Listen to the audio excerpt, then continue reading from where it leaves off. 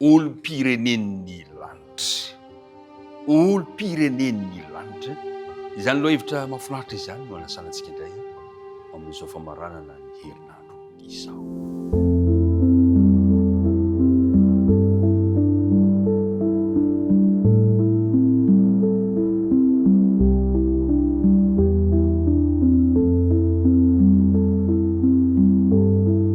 Zoma ny andro, zoma inona fa hitondra fifaliana ho anao. Miarabantsika rehetra indray natratra izany andro mahafinaritra izany, ny fiadanany tompony ho aminao sy ny ankohonanao.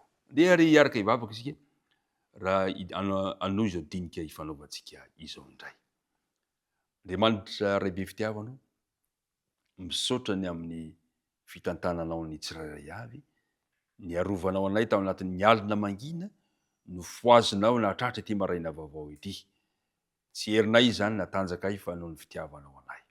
Mamelary ny heloka sy ny tsy fahatanteranay rehetra, ary raha andinika ny teninao zahay dia aoka ny fanahinao masina no hitarika anay, ampianatra anay izany teny izany, ka nova ny fanandramana ny teninao izay ianarana ankehitriny. Tononona iny bavaka amin'anaran'i Jesosy. Amen. Ny andina tao tadina no andeha anomboantsika mandrakariva izao fiarahana izao.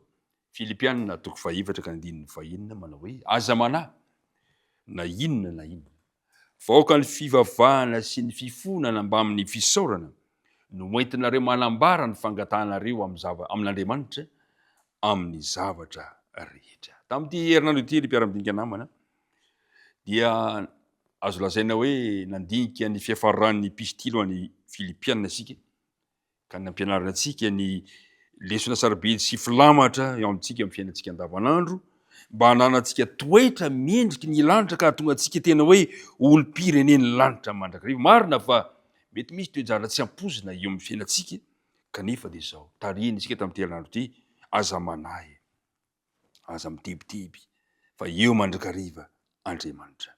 Ary ny tarihina eny koa isika, tokony hametraka ny fanantenantsika eo amin'Andriamanitra, ary dia aoka tsy hametraka fanantenana eo amin'ny rafi-pitondrana eto amin'ny tany ity isika, zay mandisy fanantenana antsika, fa andeha kosa hiantehitra mandrakariva amin'ilay fanantenana tsy ho elentsony, fa ny fanjakatsika dia any an-danitra. Ry mpiara-midinika namana, olo-pirenen'ny lanitra izao sy anao. Aoka ampahery anao zany, ary aza misalasala amin'izany, olo-pirenen'ny lanitra ianao, izao, isika rehetrarehetra. Mahafinaritra mandinika an'izany.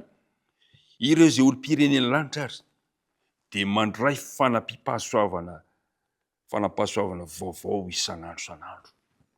Ny olo-pirenen'ny lanitra dia milefitra isan'andro amin'Andriamanitra, ka manaiky ho fitaovana eo am-pelatan'Andriamanitra azony ampiasaina. Ny olo-pirenen'ny lanitra dia mahay manararoatra isan'andro fotoana mety amin'ny fanompony an'Andriamanitra.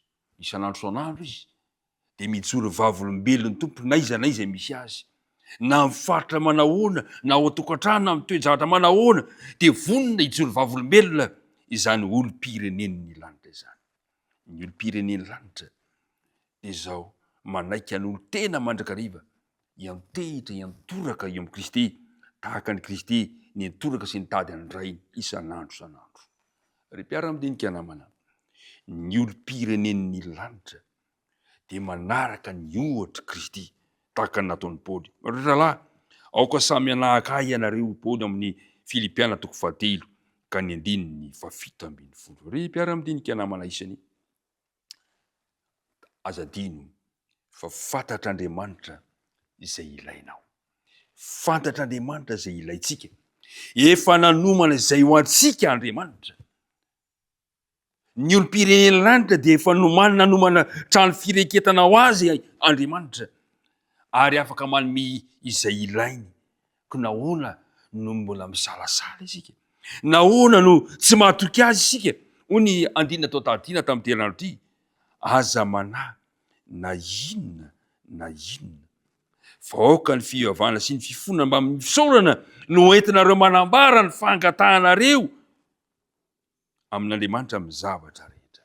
Azo angatahana Andriamanitra. Ry mpiara-midinika namana, na ny metoky Andriamanitra fa hombatsika izy.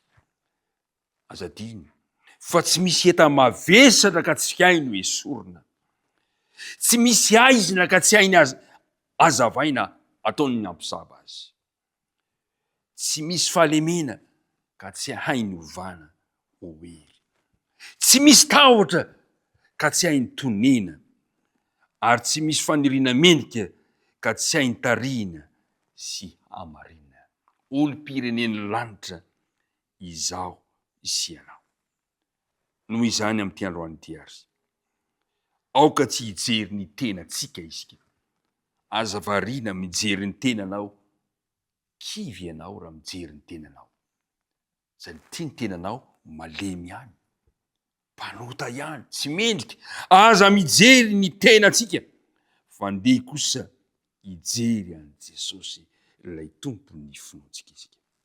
Andeha mba ampahirantsika le teniny ao amin'ny Filipiana 4:1-7 manao hoe: mahay ny zavatra rehetra aho, ao amin'ilay mampahery aho. 7:20, fa Andriamanitro ahatanteraka zay rehetra tokony ho anareo araka ny hareniny voninahitra ao amin'ny Kristy Jesosy. Dia hoy Paoly namarana bokon'ny Filipiana 1:20, hoy izy hoe: ary ho an'Andriamanitra raintsika neny ny voninahitra mandrakizay. Amen. Dia 1:17, ho amin'ny fanahy ianareo ny fahasoavan'i Jesosy Kristy Tompo.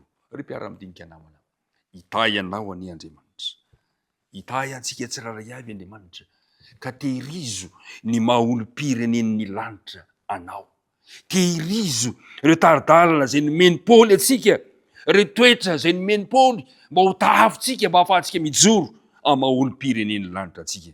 Dia mahalala anazy dia zao hoe: mifalia mandrakariva amin'ny Tompo, o izao indray mifalia.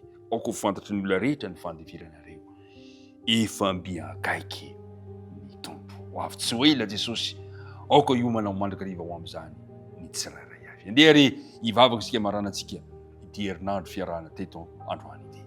Andriamanitra rainay io, misaotra anao zay noho ny herinandro zay nomenao anay, ka niarahanay nandinika ny amin'ny loha hevitra hoe olo-pirenen'ny lanitra.